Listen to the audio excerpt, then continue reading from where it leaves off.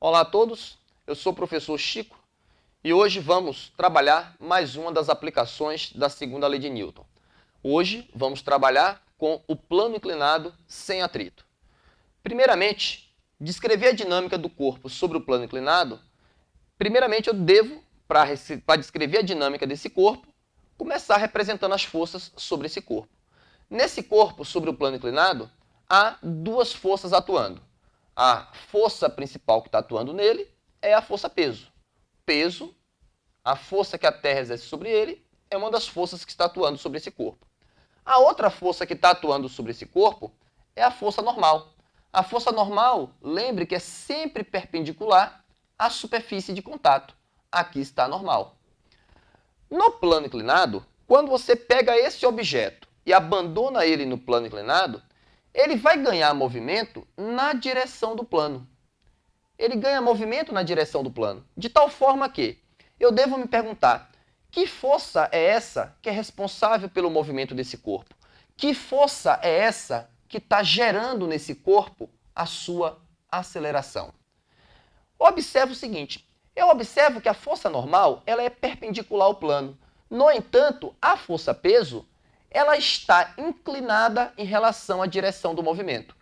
Qual será a estratégia? A estratégia é, ao invés de trabalhar com a força peso inteira, eu vou decompor a força peso. Como assim?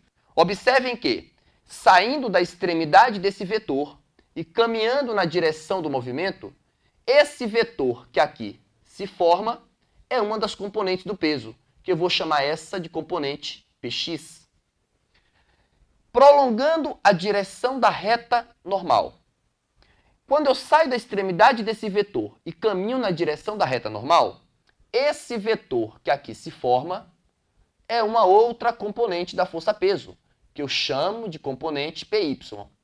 Observem que a componente Py, quando somada com a componente Px, resulta na força peso inteira. Ou seja, a componente Px somada com a componente Py, vetorialmente falando, corresponde à força peso inteira.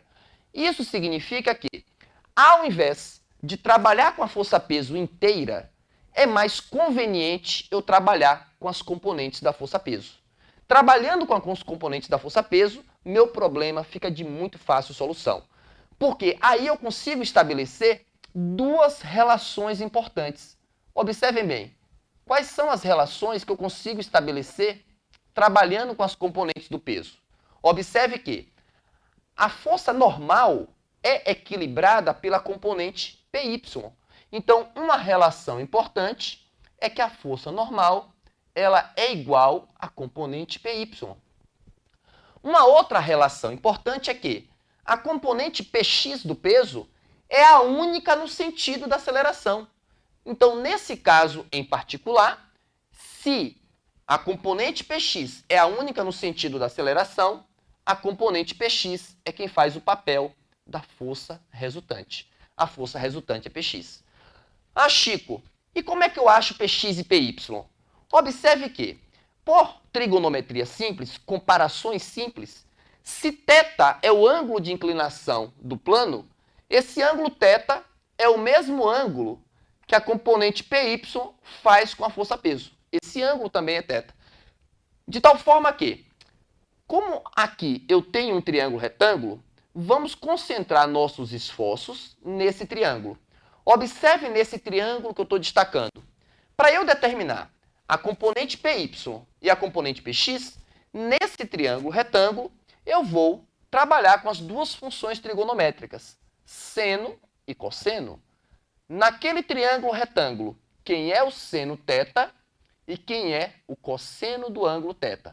Observem que, nesse triângulo, seno θ seria cateto oposto, o cateto oposto a θ corresponde à componente Px, a hipotenusa é o lado em oposição ao ângulo reto, de tal forma que seno θ fica cateto oposto Px, hipotenusa P, ou seja, quanto vale a componente Px?